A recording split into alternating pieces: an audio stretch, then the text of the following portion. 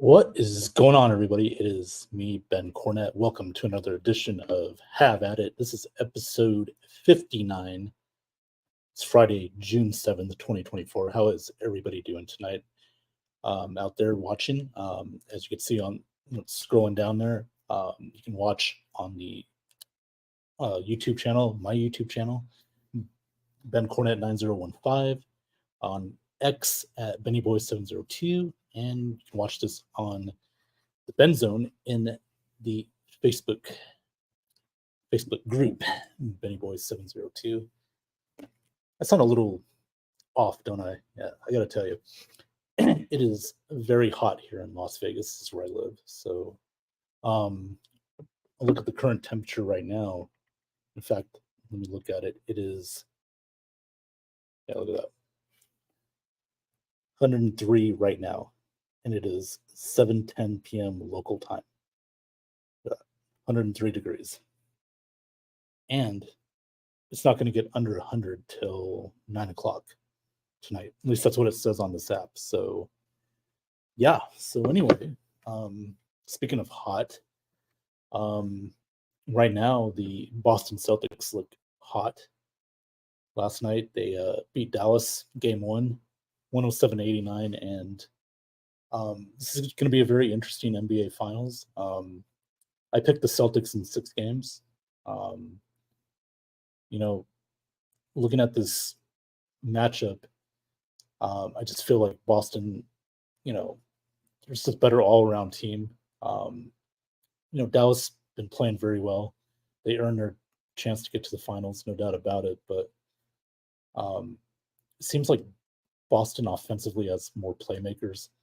Uh, you got Tatum, Jalen Brown, Porzingis just showed up last night after his being out for like a month. Derek White, they Drew Holiday, but Drew's more of a defensive guy. Which, by the way, that was just such a great move Boston made in this past offseason when they traded to get Drew Holiday from Portland. By the way, Drew Holiday was traded from Milwaukee to Portland, and Milwaukee got Dame Lillard. And we all know how that turned out, right? Milwaukee didn't even get past the first round. So the Celtics, I mean, this whole year, they've just been dominant from start to finish, and they're 3 wins away from winning their 18th championship. I gotta admit though, that's very, very that'd be kind of painful to me because over there, you can see right there, I'm a Lakers fan, and I do not want to see the Celtics win another title. I don't. I just can't. And don't be fooled. I know I'm wearing a kind of a green shirt, but it's a Nike shirt. Okay, it's not a Celtics shirt. But I'm a Laker fan. I cannot have the Celtics win another title. I just can't. That would just be disgusting. I mean, listen, I try to be as fair and impartial as possible, but when it comes to the Celtics are in the finals, it's like it's not against the Lakers. I want somebody else to beat them. I want Dallas to beat them. I do. I'm not gonna lie. I'm not gonna hide my hatred for Boston. But if we're being honest right now, it's not looking good for Dallas. They got to step up. Luka, he got his points last night. Kyrie struggled. He played okay, but for Dallas to win this series, they're going to have to get contributions from other players. They're going to have to get more physical on both ends of the floor. Derek Lively, PJ Washington, going to have to contribute a little more offensively. Celtics just have too much firepower right now. Now, I expect game 2 to be a lot closer. Game 1, you can't win a championship by winning the first game of a 7-game series, but you can kind of lose a series after game 1 if you lose game 1. but it's up to Dallas to get the momentum back. They're going to make the adjustments. The question is going to be who other than Luka and Kyrie can step up offensively. It just seems like Boston has more guys that can do that than Dallas. So for Dallas, though, they got to be physical on both ends of the floor. They got to, just cause havoc, on the perimeter. Can't let guys like Derek White, Jaylen Brown hit threes. You got to make it harder for them. You got to close them out. And I expect a lot better defensive effort in game 2. And I think we're going to get a close game. This could go down to the last, minute or two of the game. So Sunday, I will predict game 2 will be a lot closer on the scoreboard. So, yeah, that's my take on that so far. And sorry, I'm just looking up. Marty, thanks for tuning in tonight. He says, "Hey Ben, hey Marty, how you doing out there in Arkansas?"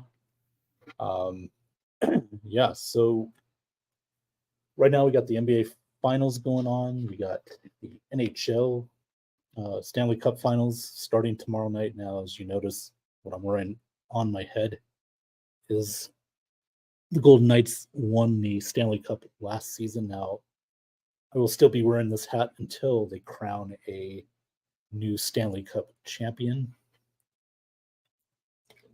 Now, it's going to be the Edmonton Oilers against the Florida Panthers. It's going to be a pretty good series, man.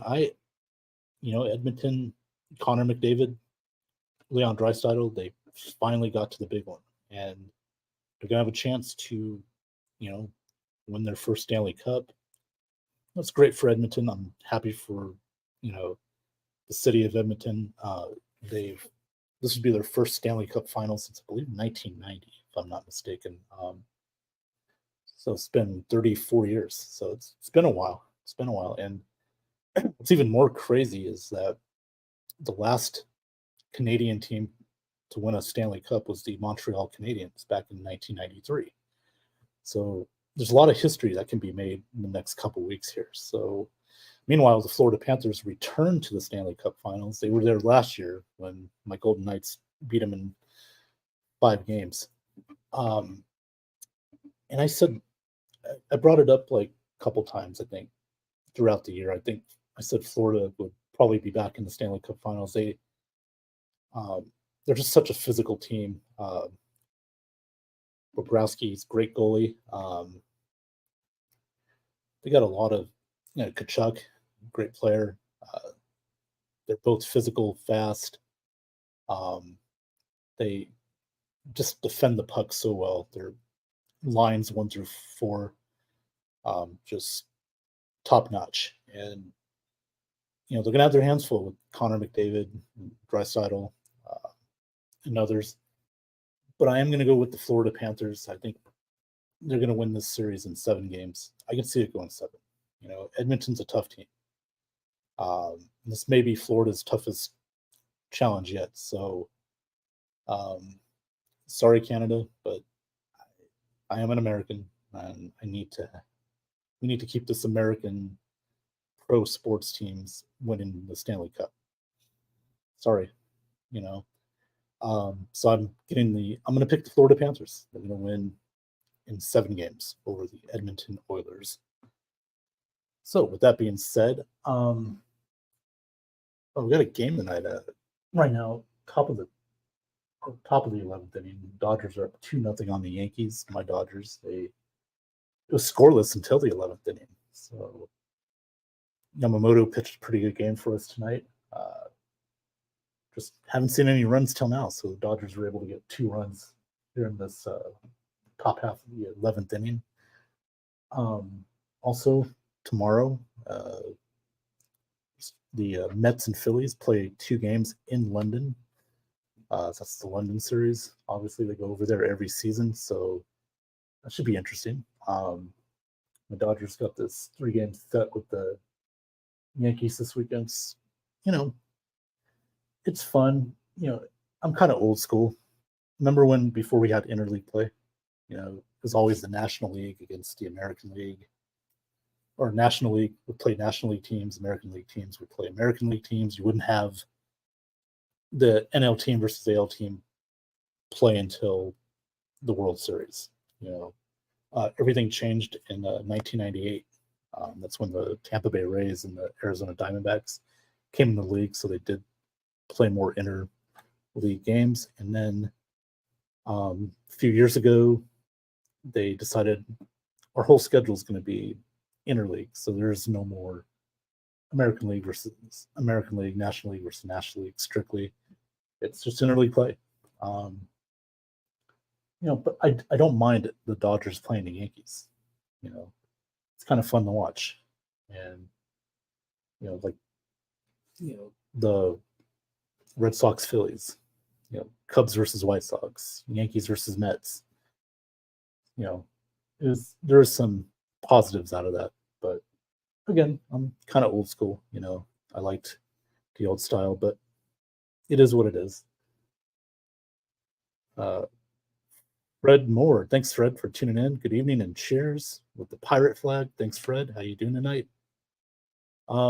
Speaking of football, we're getting close. We're getting closer. It is a couple months away, and as far as the Bucks go, they're having their practices, their mandatory practices.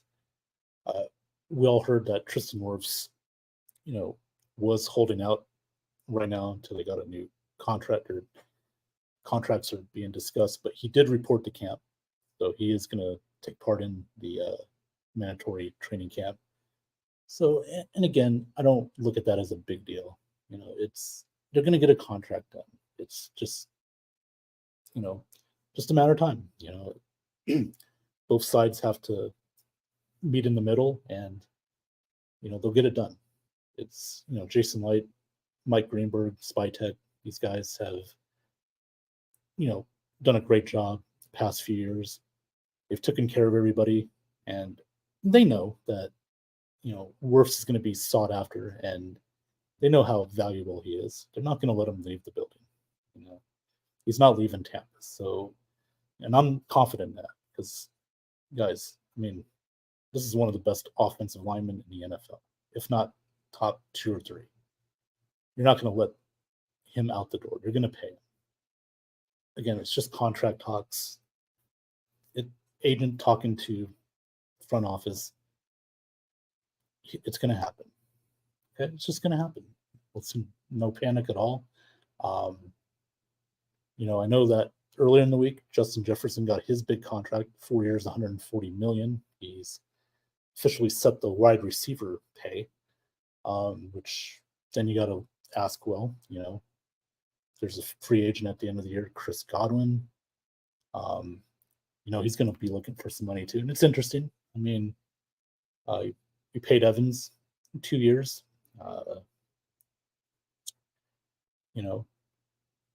It's going to be interesting, but I know they drafted McMillan, and we got the signing of Sterling Shepard this week. I know people are excited about that, but listen, Godwin's here this year, and I'm sure they're going to figure out a way to get him back here. This one may be a little more tricky because, again, Justin Jefferson set the bar with the receiver money. Godwin, I wouldn't say he's a top 5 receiver, maybe top 10, but he'll get paid. But it was a smart move by the Bucks to draft Jalen McMillan. He's got a lot of talent, and is a good speedster, can run his routes very well. He played with Michael Penix Jr., so they had a pretty good connection together, along with Roman Duze. So it was a very good wide receiver core tandem in the University of Washington. So, listen, I wasn't against them drafting McMillan. Because eventually you're going to have to look to the future. And remember too that Godwin was, picked around right around the same uh, time as Godwin, as far as rounds go. So, it turned out well. And with McMillan, there's a lot of upside to him, you know. So I'm fine with it. And if we don't get Godwin back, we don't. But again, let's see what happens with the front office this year. He's got to prove himself. Um, he, what an opportunity, because now you got a guy, Liam Cohen, who's running the offense for the Bucks. They said they're going to get Godwin more involved, and that's a good thing. Godwin last year, I thought played pretty good, but he could have got the ball more. I think they relied a little too much on Mike Evans, and I get that. But Godwin's a very important piece of this team, and we got probably 2 of the top 10 wide receivers in football. You got to use them. You got to use them both, and sometimes game planning that may not work out, but I do think you got to get Chris Godwin involved with the offense, and I think Cohen's going to make sure of that. He's going to spread that ball around, and again, with the drafting of McMillan, you got Trey Palmer on the team. Now you signed Sterling Shepard. We'll see what happens. He is injury prone, but hey, who knows? He might not even make it out of training camp. It's a 1-year deal. He did play with Baker Mayfield, so there's some experience there. So we'll see what happens. And I don't really like to bring up negative stuff, but the Bucks did release Devin Tompkins earlier in the week, wide receiver / kick returner.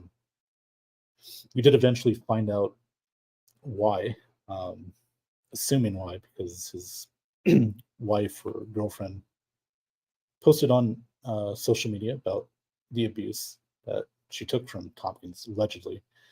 It's just unfortunate, but the Bucks did the right thing. You can't have that kind of stuff in the locker room. The Bucks do a good job of not having any kind of problematic issues in the locker room. So it's a shame, but they got it done, and now you got to move on. And that's just part of the kind of the bad side of the business, but it is what it is. And the Bucks onward and forward. So getting ready for training camp. Like I said, Justin Jefferson re-signed with the Vikings, set the wide receiver market up. So, you got guys like Godwin, CeeDee Lamb, going to be a free agent at the end of the year. So that's going to be interesting. We'll see if Dallas will give him the payday, or he can get it somewhere else. We'll see what happens. And then interesting thing came out this week that Josh Jacobs, now a Green Bay Packer, he is heard that the team cannot wear green. Neither the Packers or Philly can wear the color green for their Brazil game. And it's interesting because there's a big reason for that, because the gang culture in Brazil. You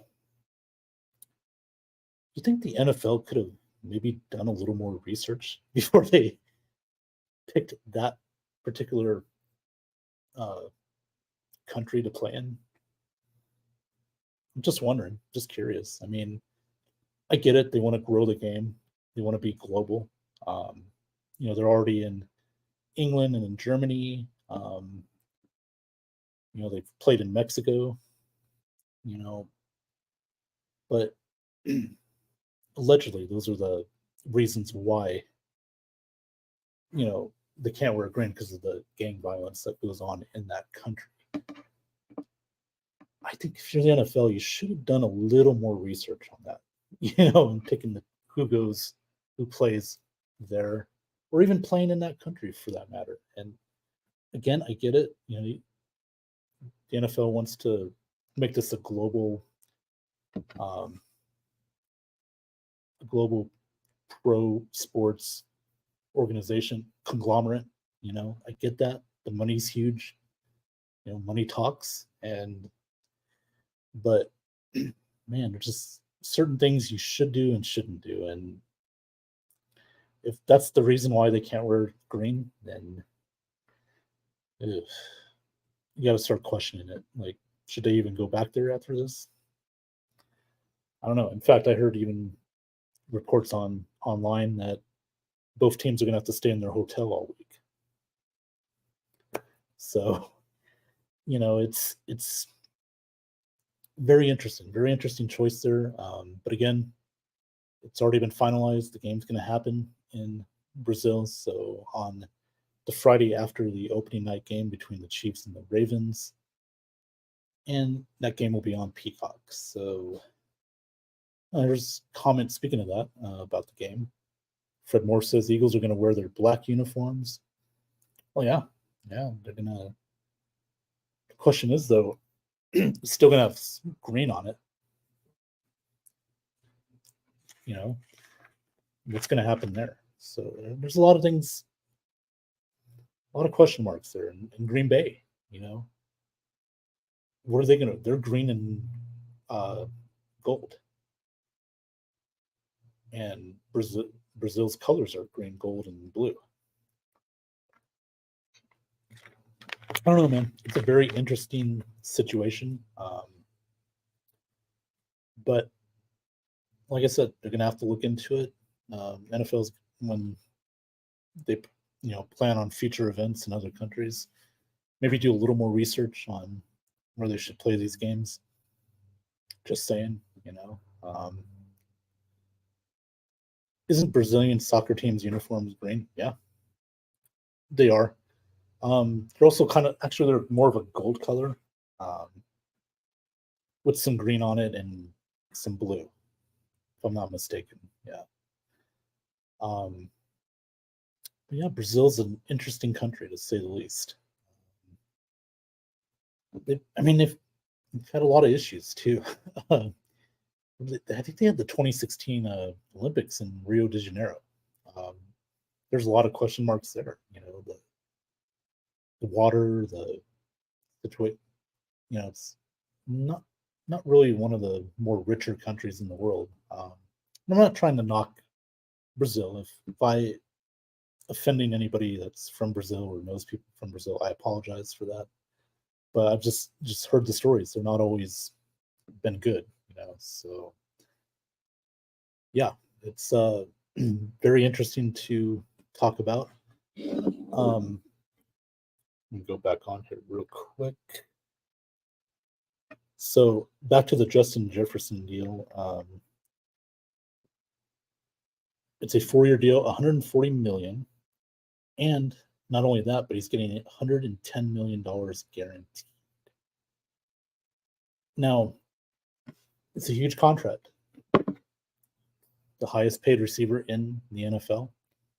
And look, the Vikings love him, and they wouldn't have done that if they felt like he was their best player, because he simply is their best player on the team. And also, you drafted JJ McCarthy.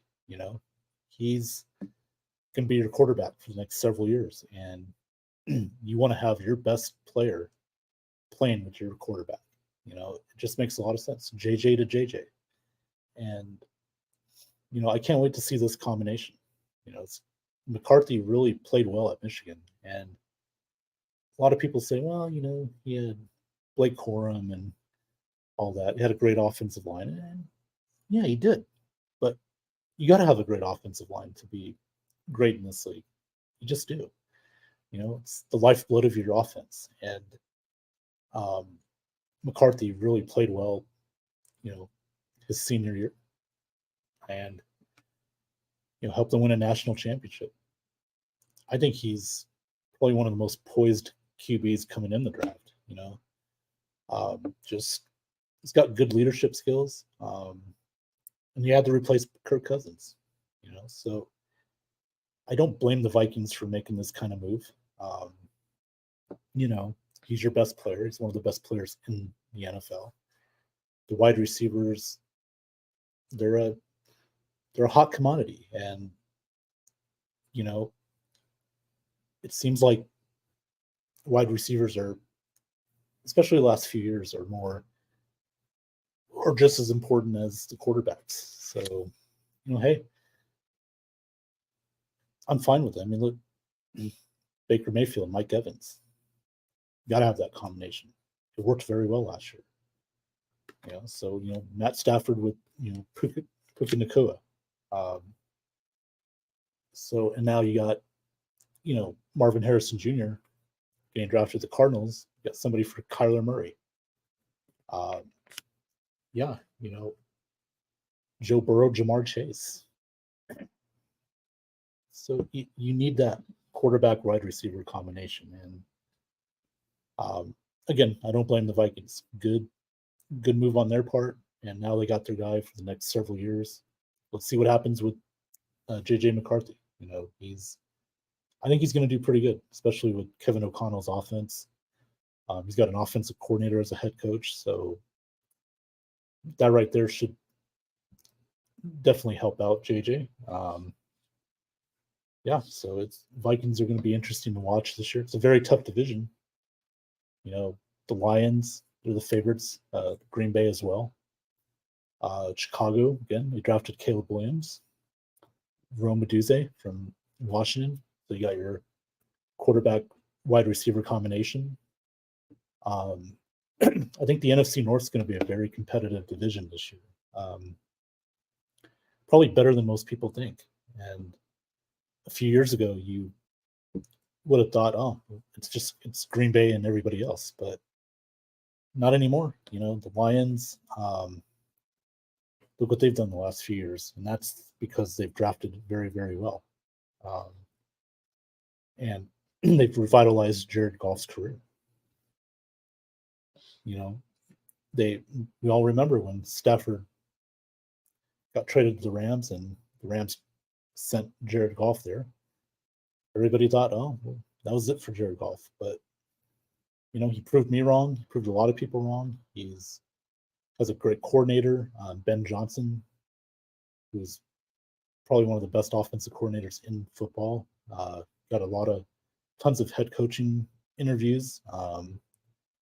And he's going to get more of those this year, especially if the Lions do even better, So, this division is just going to be good. Jordan Love emerged last year. I had my questions about him. I thought, I don't know, but proved me wrong, especially the last couple months of the year. They had a good run to end the season, and then they beat Dallas in the division in the wild card round, and they stood toe to toe with the Niners, for most of that game in the division round. So, man, and then the Bears, they think they got their quarterback of the future. We'll see. And Minnesota, same thing. This division is going to be very, very good. Probably one of the better divisions in football. So I can't wait to see that. Fred Morse said, just saw an article that the Eagles Packers not being able to wear green is false. Oh, okay. Well, that's interesting. That could be true too, Fred. I just went by what other news outlets said. So, but we'll see what happens. I mean,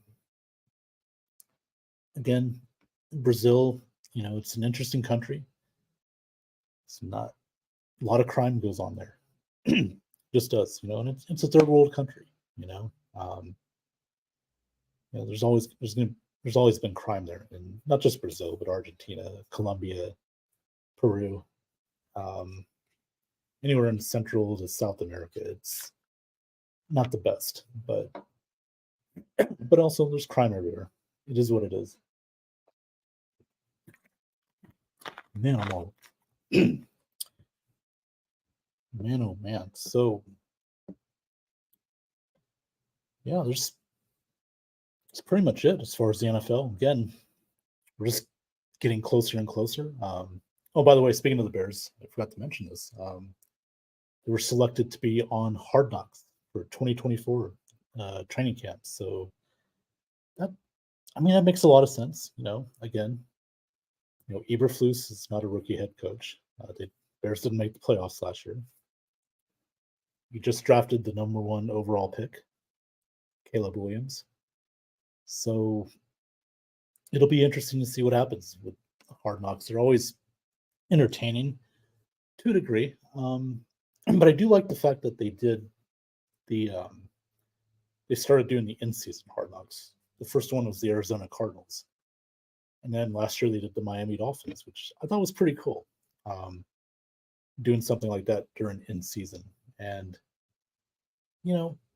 I know a lot of people say, well, we don't want our team to be on it. It's a curse.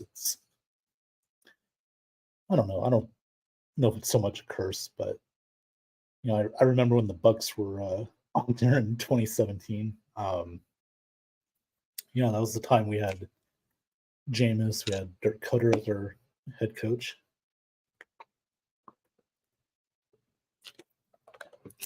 Sorry about that. I said that name, Dirk Cutter. I said it again. Just had to wash that out a little bit. Yeah, that was not a good time. That was the whole thing with Chris Baker dancing, humping that palm tree or what. Oh man. Yeah, maybe. Let's not bring that up. That was we went 5-11 that year. Let's move on. Fred Moore, Eagles would have been good for Hard Knocks after the way they fell apart. Yeah, but Fred, according to the rules of the Hard Knocks show, with agreement with the NFL is the requirements are you have to be a team that didn't make the playoffs the year before, and you have to have a second year or longer head coach.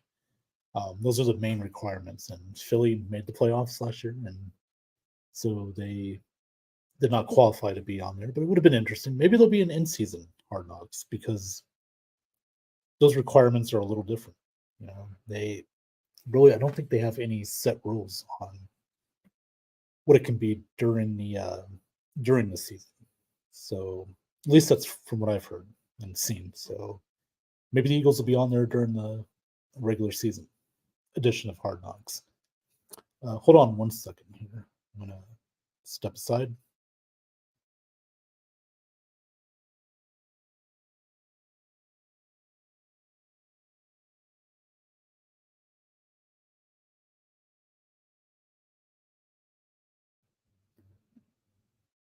All right, this is a nice little 10-15 second commercial break.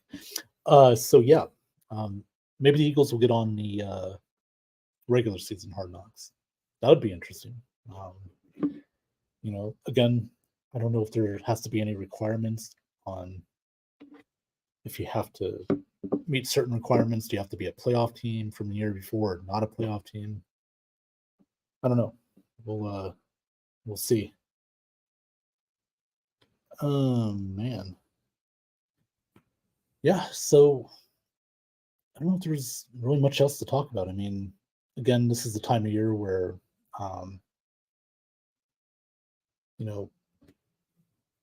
we're hitting that wall there. We're hitting that wall a little bit with sports coming to an end for hockey, for basketball. Now you have baseball.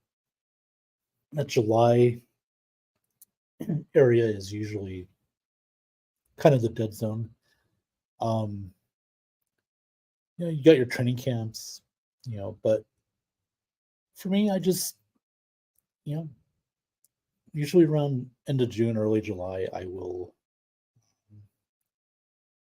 partake in Netflix and Hulu and Max and Paramount Plus, Peacock, catch up on some shows and movies. But this year is the Euro Cup 2024. Any soccer fans out there? I'm a huge soccer fan. By the way, my Manchester United Football Club won the FA Cup over Manchester City a couple weeks back. We prevented them from getting the double, and so that's always a good thing. And now we got the Euro Cup 2024. Very interesting to see how this goes down. I believe Germany, Italy, and Spain are the favorites to win. And then you got the Copa America coming up around the same time. The USA, Team USA, Mexico, Brazil, Argentina. So, yeah, as a soccer fan, I got something to watch sports wise. So I'm very happy about that. So yeah, if you're a soccer fan, it's fun. It's always fun to watch. You know, these kind of tournaments and stuff. Um, you know, the Euro Cup was won by Italy back in 2020. Actually, it was 2021. It's the 2020 Cup, but because of the pandemic, they had to wait a year before they could play the European Cup. But Italy is the defending champion, so let's see what happens. I know England. They've come so close. They haven't won a Euro Cup or a World Cup since 1966. So they've had a long drought, and England is one of the biggest soccer countries in the world. So yeah, surprisingly, they have not won a major championship during that time in the last 60 years almost. So it's pretty amazing.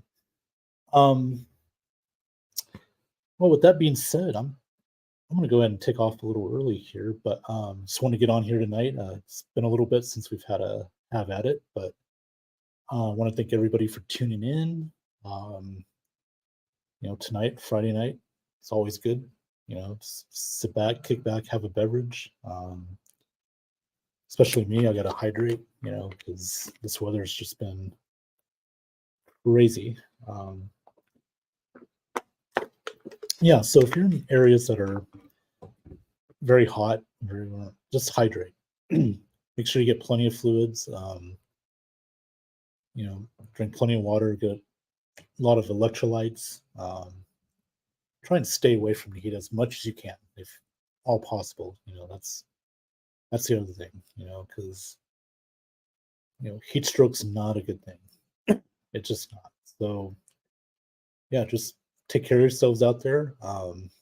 We're in for a pretty hot summer here in Vegas, as always, and then all around the country. So yeah, just stay hydrated and stay healthy. That's the main thing. So yeah, with that being said, we will wrap this one up. But again, I want to thank everybody out there for watching tonight. Again, my YouTube channel, BenCornet9015, on Facebook in the Ben Zone, and on X at MiniBoy702. Like, subscribe, and share. Please, I would greatly appreciate that. With that being said, everybody, I'm going to take off. Just want to let everybody know, have a great weekend, and we'll see you next time right here on Have At It. Take care, and God bless.